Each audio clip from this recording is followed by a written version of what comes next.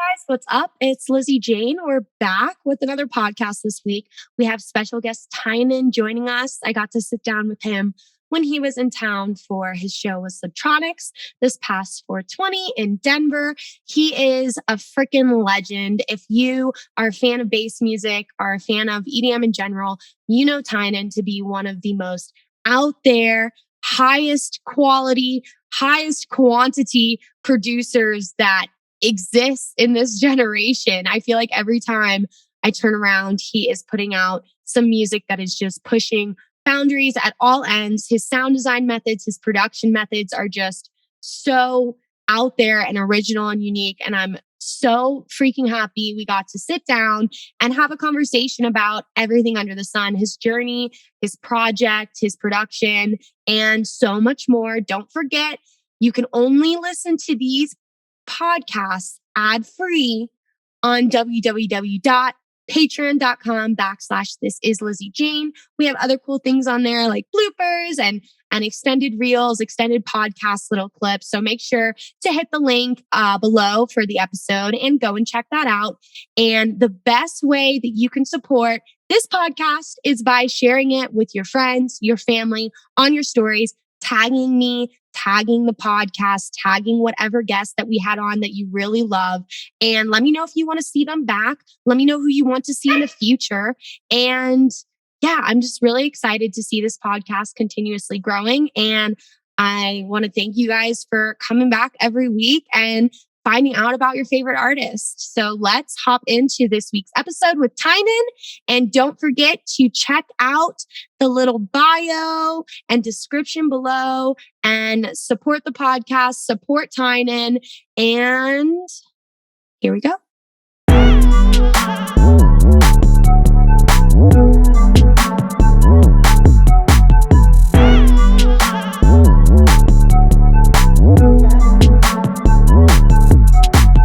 The show today was brought to you by Vitaplur E-Boost Gum. With no pill to take or powders to mix, Vitaplur E-Boost Gum is a first-of-its-kind energy rave supplement that provides magnesium, electrolytes, and antioxidants while you chew.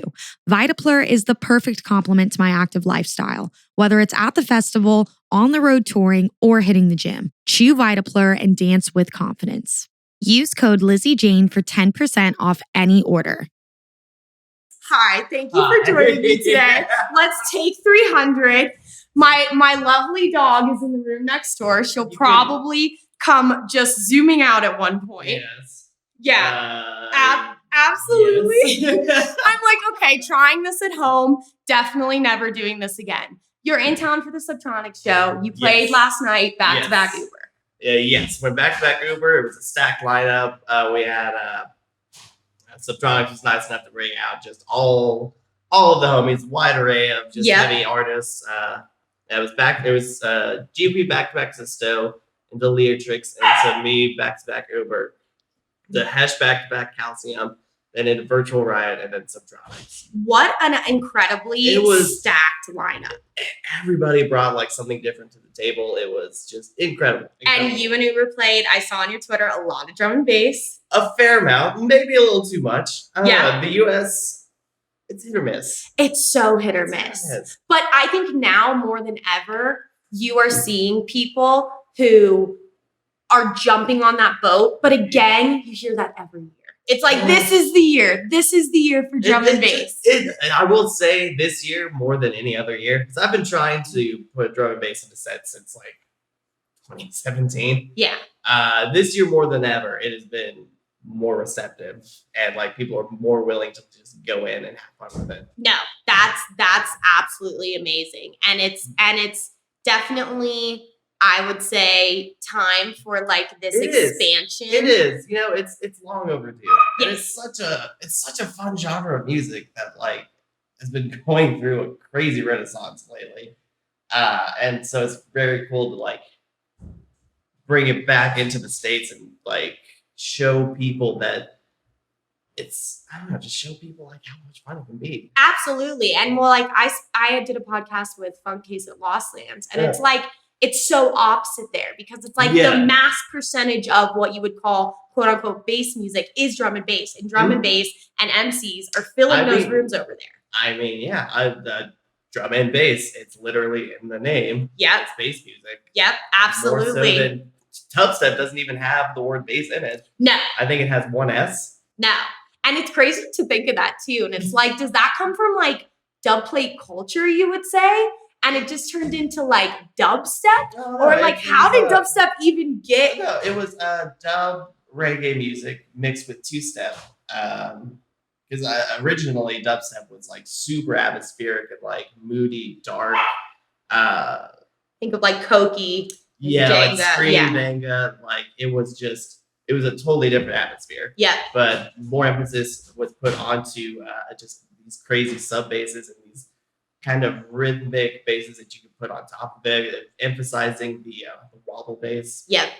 Then the wobble bass kind of became the focus of what we now associate with dubstep, and people getting crazier and crazier wobbles to the point now where we have just, I don't even know what you would call some of these beats anymore. No. It's just crazy sounds on top of sub basses. Well, and that's something that you specialize in. I would say you're definitely recognized not only for your quality and quantity output of music, as we were talking about before, kind of speaking about like you and Leatrix in that same little denomination department where you guys just like have these insane methods of production styles and sound design.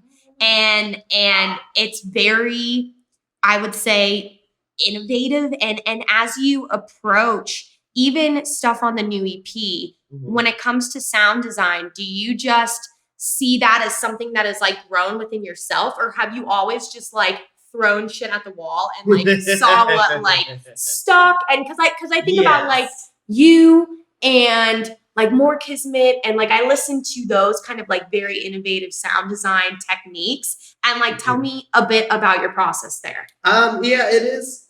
Well, it's kind of two philosophies. One is anything can be a bass. Anything can be a bass. As long as you layer sub underneath it, you can go wild. The possibilities are endless. You can make a hi-hat a bass. In fact, you know what? I'm going to do that tonight and see what I can do. How would you do that? Like if you were to make hi-hat a bass, like tell me about your processing cycle. Well, first probably layering it with a sub, and then just seeing what would happen if you squish them together, either like clipping them into each other, or just, I'd say probably clipping them into each other. You could probably put like some sort of processing on the hi-hat to give it a longer tail. You'd even probably stretch it out, or there's a lot of, but when I think of like a hi-hat bass, it's probably gonna be something like really fast, like a there's something there. Like something with like a super short like transient. My head goes to like some crazy like frequency shifter shit, and then you like resample, and then you resample again, and then you throw it into Serum. When it comes to, you're an Ableton, right? Yes. All hail for sure. All hail. Yeah, I feel like I have some like students of mine that are in like, I have some that are in like Reason and then Logic and then FL, and it's like all of the DAWs definitely speak the same language. It's just like a different way of looking at it. I would say it's, each one definitely feels like it has its own sound to it. Especially we're in an age now with production where the most innovative sounds come from breaking your DAW. So it's very interesting to hear how like you can almost pick up on like breaking certain DAWs in certain ways. You can almost like point out like, oh, this person's using FL, or like this person's probably using Ableton. It's like I feel like breaking FL Studio has like a very specific sound, but at the same time, I'm still blown away by like what some people can do with it. So, can you hear that in tracks when you really listen to them? Can you hear that? I mean, it's not really it's not like a one thing you can hear in a track. It's just kind of like a vibe of like, this is out there. Yeah. This is probably somebody like breaking FL Studio. Yeah, for sure. And I mean, I feel like your statement just there alone is why I feel like we're seeing such young aged producers come in and make like the most innovative shit. It's honestly people that don't know I mean this in the best way possible, that don't know what they're fully doing. Oh, it's 100%. they're just their ability to just like see a DAW or like see a program like Ableton or FL Studio in a completely different way than like anybody else would. It's just crazy. It's insane. And I feel like, I mean, did you ever go to school for audio engineering? I did. Okay. There was a school in Oklahoma City called the Academy of Contemporary Music. Went there for production. Yeah, I mean, I didn't really learn a whole lot of like electronic music production. If anything, it kind of held me back for a while because they taught me they taught the kind of traditional ways of like. I went to Full Sail, the same shit, because I was gonna say that if you go to a traditional audio university for audio engineering, they are gonna tell you that anything you or Subtronics or Virtual Riot or somebody else is doing is so wrong and it's so distorted. Yes. I will say though, I had one teacher who, he was the one that taught me, or he taught Ableton courses. I had him like multiple times, and he really taught me how to like break open, or really just how to use Ableton in ways that like I had no idea you could. Yeah. But it's basically using a DAW as an instrument, and the capabilities that you have with it are just insane. He also taught a course on Max for Live and like how to actually make plugins. But that's insane, like coding and shit. Yeah, no idea how to do it. Even like I took the course, but I still have no idea how to. Well, that goes back to like Steve Duda and like all of like the X for Records stuff and like designing all those VSTs. There's definitely a special niche place for those who code VSTs because that shit is insane. Well, and what's cool is that Max for Live kind of makes it a lot easier because it's not just like hardcore coding. It's very like intuitive. As long as you know like what A and what B do and like how to connect them and how to like play around with them. I don't know. It's very interesting. It's just way over my head. And do you use Max for Live a lot? Not for making plugins, but there are just so many cool Max for Live plugins out there. It's this totally like untouched bank a lot of the times that I see a lot of people like not even know it exists. Yeah. Like go online, they're all free, most of them. And like I remember when I came across like convolution reverb and like certain like pitch drops and pitch bends to make tape stops and like that shit I was like, damn, like I get it now. Yeah, it's all just here and free to use, but it's kind of, I don't know, initially it's a very scary thing because you're like, what is this? This isn't like a traditional plugin. It's like it is a plugin, but like, what is this? But yeah, no, definitely don't feel afraid to use it out there. Yeah, absolutely. And like with you going to audio engineering school, was that your first like introduction to music, or like your whole life were you playing music in the DAW or like instruments? It was instruments. I started playing drums at a very young age, like around like 10, 12-ish. Started playing guitar at like 14. Sweet. I'm self-taught for all of them. It was I was actually looking at my oldest brother. He plays like a lot of instruments, like guitar and shit, and he had a tab book for all of Red Hot Chili Peppers' By the Way album. Fire. For like drums, bass, guitar. I was looking at Can't Stop, and I noticed like besides the notation for the guitar, right underneath there was like these 6 lines, and then like it had numbers on them, and was like, wait a second, if you hold on, and then played the opening notes of Can't Stop, and then went around and showed my entire family, like, guys, look what I can play, look at this. And then just from there, kept playing guitar, played in a bunch of bands in high school. Like in school or like post-hardcore metal bands, like out of school? It was mainly out of school. Out of school, okay. I kind of have like a smaller, or not really a smaller, but like I had I was just in like a handful of bands. It was like a small group of people where like we would be in like different bands, like, oh, this band's going to try that, or like we're gonna try and do this, we're gonna try and do this. I don't know. I still have my core friends group that we had our own little band going. And then I found out about Skrillex and everything fucking changed. And then I found out about Skrillex, and here we go.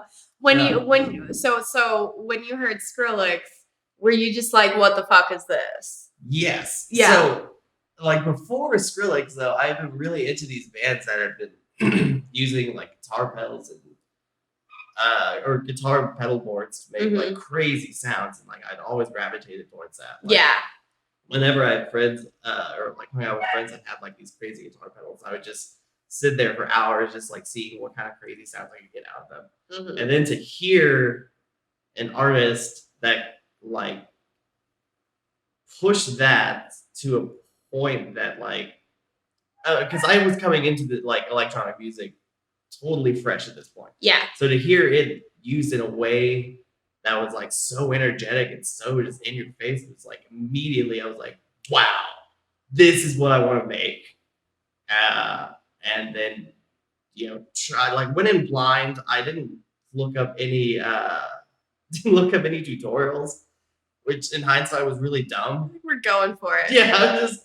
Were you in Ableton first, or did you get like GarageBand, or were you like Logic? It was FL Studio. Okay. I don't want to give away the channel, but I do have a video on YouTube that shows me like trying to like, because I didn't know about arrangement view initially, so I was just using the different clips to like craft a song. I was like, how? I didn't know that like there was other ways to do it. I was like, how do people do this? How do you record what is this? I had a very slow start when it came to all of this. I was very stubborn and wouldn't look up how to like actually do things. But like that way, you like sometimes become more innovative, but also I've been in the same seat. I think everybody who produces has, where you like find out what automation is, and then you like find out what Complex Pro is, and then you're like, oh my god, I can press tab and go back and forth. This is fucking crazy. Yeah, no, it's because like those are some of the most, I think, crazy like light bulb moments. And then you're like, oh my god, and now I have like all of these audio effects, and now I can automate the dry and wet and the threshold, and like that was a big eye opener, like finding out that you could automate literally everything in Ableton. Yeah, which is like, and it goes from, I'm traditionally from that band origin where when I first got into the DAW, it was like, okay, like I can write music, but like what the fuck do I do here? And like how do I like line everything up? And then like your BPM, and then you get into this whole like where you would go to a studio as a band to record or just do it on your friend's laptop. You're like, oh, now we EQ and now we place things. Yeah. And here we are. And how did you go from that point where you started learning to the point where you give me the impression that you became a producer that was in the DAW every day for multiple hours? Definitely, like once I got into college and was kind of pursuing it, like trying to pursue it full time. I spent days. I didn't have any friends because I moved from my home in Tulsa, Oklahoma, to Oklahoma City. I didn't really have any friends in Oklahoma City. So I just kind of stayed at home, and like, you know, all of those college years when you like supposed to go out and like party and shit. Yeah, I didn't do that. Yeah, I was pretty much the same way. Yeah. I would go to like shows, and then one day I was like, I'm spending all my money on going to these like rave things, and I'm literally over here mixing and mastering for like bands. Yeah. Like, you can do this, like figure it the fuck out. And I feel like anyone who has started, whether it's them since they were 13 or them since they were in college, you're like this kind of loner that is obsessed with this thing that too many people can't understand. And that's why I think that like a lot of producers kind of just vibe in that sense, like because it's not like a lot of other genres or scenes in music where the people like the artists are, I don't know, like because the artists in this scene, or at least the ones that like fully make their own music, they're all just giant nerds that are like to spend hours and hours talking about. We're gonna have a great bloopers reel for this, by the way.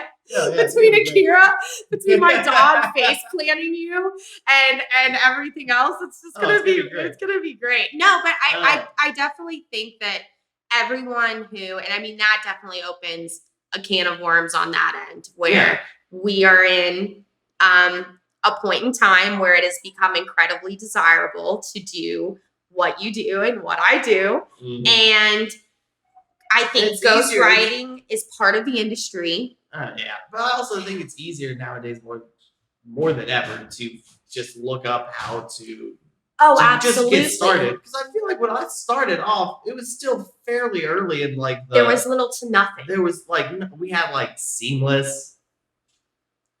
Was Somatics around yet? Oh God, no. Somatics was like that was a big game changer. Like we had Vengeance and God, I haven't heard that name in a fucking while. I'm not gonna lie. In a while. I would highly suggest going back and checking out those old Vengeance packs because it's like a gold mine. Especially in an age where everybody used Somatics. It's a gold mine. Yeah. Oh, absolutely. And but the flip side to that is now if I want to sound like Virtual Riot, I'm sure there's some rocket powered sound video that says want to sound like TYNAN. And I've seen videos like that. Yeah. Shout out to I know Silent has done a few videos like that. Okay. It is very funny to see people like try to recreate sounds that I've gotten from just like destroying samples, like trying to recreate it in Serum, but it's like kind of tonally there, but it doesn't have the same like destructive quality to it. Yeah, absolutely. But that has to be like a goal as a producer. You like that like little like bucket list goal. Like I want some 16-year-old kid on a YouTube video trying to sound like me, trying to sound like TYNAN. But the other side of that is that now it's very hard to have a unique style sound. And I feel like as a producer, having a unique sound and a sound that is recognizable without saying, hey, this is TYNAN, hey, this is whoever, is harder to achieve. I agree. Because it's really, I think that should be the goal for any producer starting out, especially with kind of the way the scene is right now. Like I said, it's very easy to get started and to make something that is passable as like this is something that can be played out live or like it sounds good. But what's the challenge now is trying to find your own sound, like your own way to stick out. Yeah. It's very crucial. It's definitely crucial. And I see a lot of aspiring producers and even producers who I'd say are touring on a touring circuit. They get like stuck in this like playing ground where you're releasing on labels and you're having incredible releases, you're getting incredible support, you're X, Y, and Z, but you're not giving like, I would say, a huge fan base or a talent buyer a reason to be like, why am I going to bring you out and place my money on you versus bringing out someone like Excision who's playing 10-year tracks? That's fair. I think also a big part of this is, and something that I have struggled with since day one, is branding. Yep. It's the giant elephant in the room when discussing production, because having a strong brand or something strong that people can associate you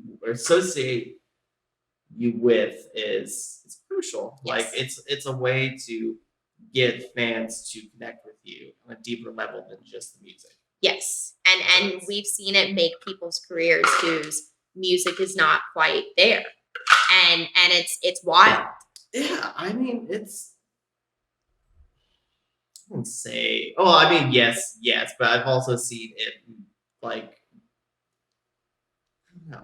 I've seen it blow people up that like may not have the greatest songs, but like they're genuine. It's just them being themselves was Yes. their brand, and Yes. it just worked out. Yeah, and that happens. It happens from time to time. And it's just a kind of a wild ride where I'm sure you get people all the time who are like, how did you do it? Tell me your A to Z. Tell me da da da. And there's no A to Z. There is no. There is no like easy way. If there was an easy way to get from like starting off to consistently playing shows or like whatever your goal is, then everyone would be doing it. 100%. 100%. When did you get to the point where you would consider yourself a touring musician? How many years have you been producing? What happened? Did you get like a support offer? Did you get like an agent? What was your getting from point A to point B? It's it's a lot of luck. I would say that. I had been producing, so I started like digging around with production like my last year of high school. Then went to college in about like 2012. Yeah. Mm-hmm. And kind of tried taking it more serious around like 2013. Yeah, it took about 4 years of like working every day. Yeah. Production. Well, every day-ish. You know how it is. Yeah. Working a lot to get to a point where I could like go out and do shit. Yeah. That's what it takes too. It's just, I think a lot of people who desire to be in a role like yours don't realize how much work it is and how much trial and error and failure and a lot of failure, like especially starting off, like like going in blind, not really knowing what to do, like which is the majority. Yeah, it's just sending out stuff. I actually just got like, again, it's all kind of luck based, but it was I don't know, it was in 2016, I think. Yeah, 2016. I just got hit up by this guy asking to manage me. And then I got a guy in Oklahoma City to also manage me as well. Okay. So I had two managers. And as soon as they like signed on and were at it, it took like weeks for them to like we had this big plan of like, okay, we're going to send like the stuff, or like you have a bunch of unreleased stuff. We're going to send it to labels. Then we're going to try and use that to leverage like getting on an agency. We thought it was going to take like months and a lot of rejections, whatever. We had accomplished it all in like 2 weeks. Yeah. We sent it to Never Say Die. They loved it. Used that to get on Circle, or at the time Circle Agency. Circle, yeah. And then by like later that year, or later 2017, I was starting to play shows. I wouldn't say it was like full on touring to like until like 2018. Okay. Because that was when I really did like when I did Australia for the first time. That's huge. That was a crazy experience. Did you play what was it, Chinese Laundry? Laundry? Oh my god. I've heard that. Like, speaking of Leatrix, I've just like heard like Australia, and like I know Laura Sippy quite well, and they just say it's fucking crazy, but they're just like, it's just not to the scaled up size that it is here. It's a very, very, very dedicated fan base, but it is only a handful of cities. 100%, but it's still great. Like it's still important to be over there, yes. and I've just heard from so many people, like now including yourself, like COD dubs, like they just want to be there like once a year at least. At least. Because the energy is just like so insane. Yeah. And what I find now too is that, when you're kind of just getting into the game, there's like A promoters, B promoters, C promoters, like smaller independent shows. And like for somebody your size and at your tier now, you're not playing these super small cap intimate venues too much. Yeah. Would you say? No, Would you say? I am. Yeah. No, because that's kind of the illusion of it's always kind of going to bigger and bigger things. Yeah. But to be honest, I kind of got plopped into doing a lot of these bigger shows, but we still have to you still gotta build up touring history just to 100%. I still play smaller shows all the time. Well, I've talked to just quite a few artists that like that vibe and prefer that vibe. Yeah, no, the smaller shows are honestly some of the most fun I've ever had. Yeah. It's much more intimate. The crowd is just right there. You can just feel the energy from the crowd. It's it gives you life. It's so much fun. Well, especially now too, it's just what you said. It's important to have the balance because if you don't have your own touring history and you don't have your own ticket sales, then you can't just jump in and be that leverage isn't there. Exactly. You can't go to bat for somebody who doesn't have those here, this is my market, this is what I've sold here. Because it's those are all these things where the general, I would say, demographic listening base is how the fuck do I do this shit? Yeah. And you don't realize how important it is. Yeah, no, there's a lot that goes on behind the scenes to kind of build an act and build an artist up to the point where they can consistently go out and tours and all this stuff. But no, there's a lot to it. And when you're starting off, you definitely shouldn't concern yourself with ticket history and markets. If you're just starting off, you should focus on just making the music as good and unique as possible. 100%. 100%. I think that is crucial, is staying focused on one thing and having a team that can focus on other things. Yes.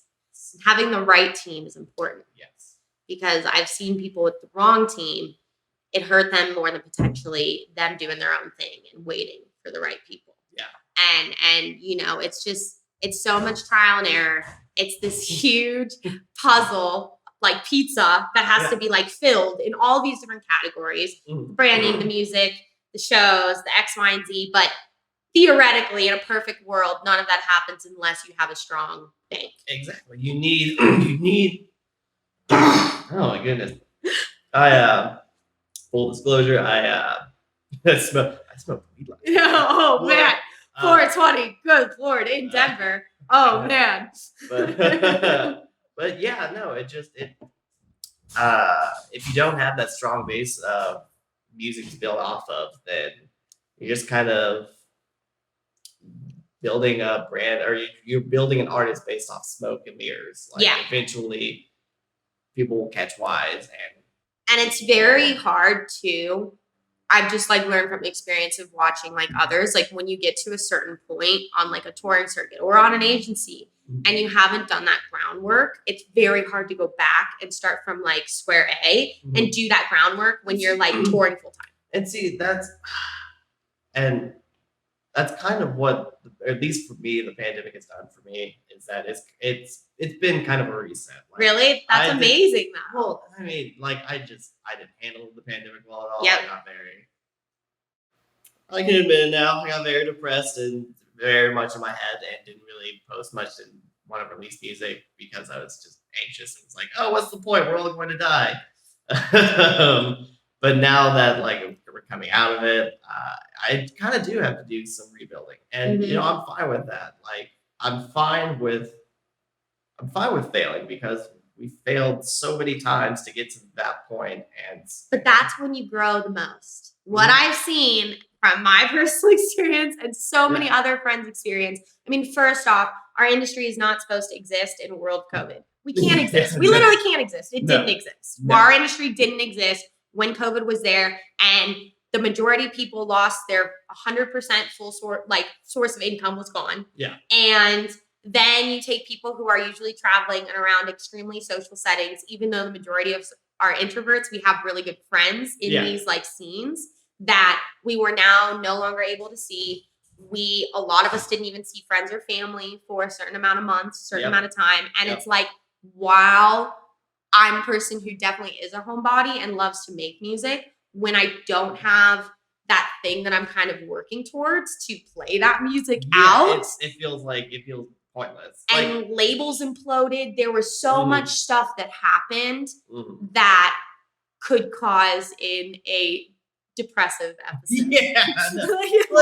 I'll admit, like the first few months of it, I was cranking out tunes. It was awesome. You're like, fuck yes, time. You know? And then you're like, oh my God, where'd my 2 weeks go? Oh, and then, you get to I hit my breaking point around July. And for the rest of 2020, I was just not doing anything. Yeah, not operative. I think I started dabbling around with write. It felt pointless to write anything heavy. Yeah. No one's frying eggs and listening to rhythm. If you are, you're fucking crazy. I commend you, but you're crazy. It's so a lot of the stuff that came from that time, I think I've only kept one song from that time, which I'm releasing soon. Oh, exciting. But yeah, everything else from that time was very I guess just sad melodic music. I don't know. Will we ever hear that? Will we ever hear it? Maybe. You're like, maybe down the line when I add happier tones. Maybe, maybe because I do have a lot of strongly melodic stuff that I don't think fits the vibe of TYNAN. Okay. But I've always thought of potentially doing a side project one of these days. That would be cool. I kind of have a name already, but it would take time to finish it all. Yeah, 100%. But you're seeing so many people do that now, and they're successfully able to do it. Yeah, no, I mean, ideally, I would love to just do melodic stuff all the time and be more kind of songwriting stuff, but but at the same time, I just love making destructive music that makes people go crazy. So. Well, you have to have that balance. I was talking to Nitty Gritty, and it's kind of like a nutritional diet. You have your 80% staying to your project, giving the people what they want. What's TYNAN gonna give us? Fucking banger. And then you have that 20% where you're like, I'm gonna make house music. I'm gonna do this. I'm gonna do a singer-songwriter and have a feature with, somebody who's in the indie realm. And that's super cool having that artistic fulfillment versus doing what I need to do as a job for my project. I agree. And I think that I kind of lost sight of that over the pandemic in terms of giving fans what they want. Yeah. Which, I mean, I could be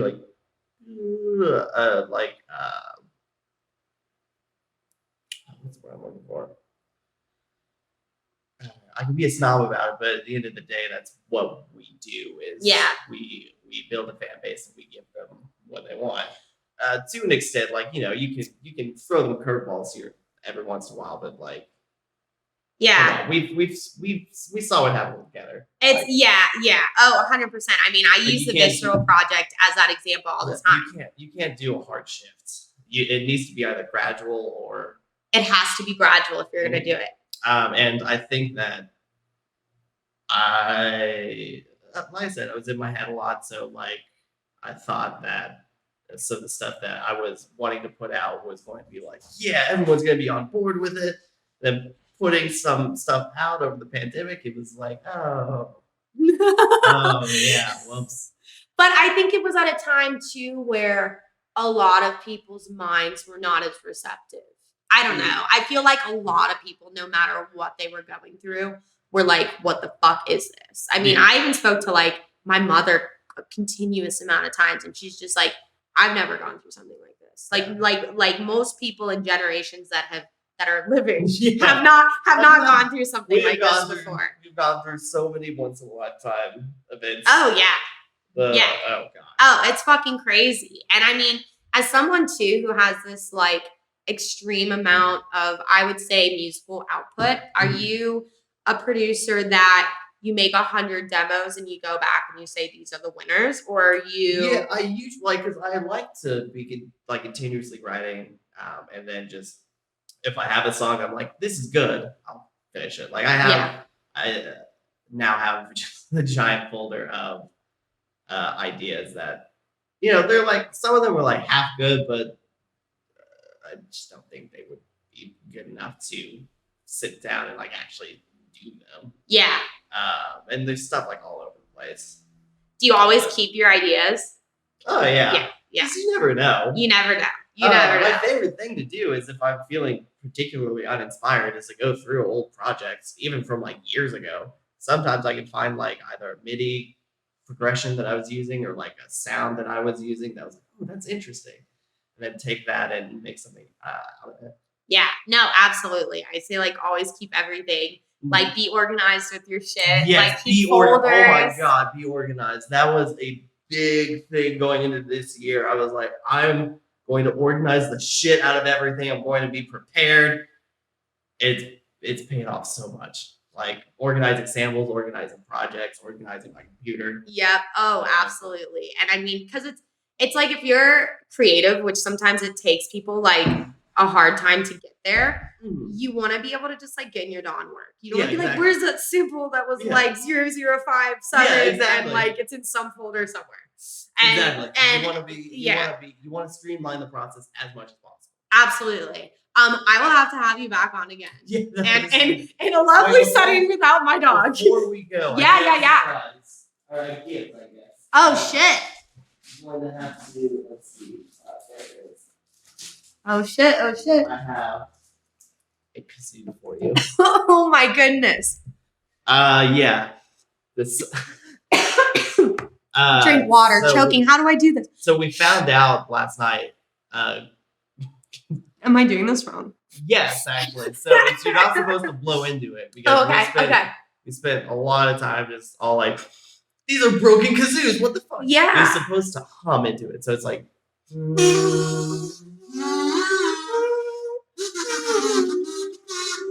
Wow. I love it.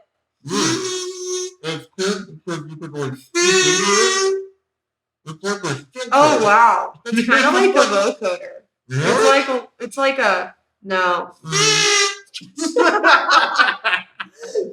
have to go to the airport, but I need 3 pieces of advice, not in the kazoo, for aspiring producers. Okay, 3 pieces of advice. Continuously work. Don't be afraid of failure, and don't be afraid to do your own thing. Yeah, absolutely. Like, doing your own thing, 100%. 100%. Keep the vision. Keep the vision. I feel like I should write like a single now, and it'll be like featuring TYNAN's gifted kazoo. It's the kazoo. Yeah, we're gonna be. Yes, I can't tell you what we're using these for, but we've got some dumb ideas. I'm excited. This is the Lizzy Jane podcast. And we will see you next time. That was great. Oh.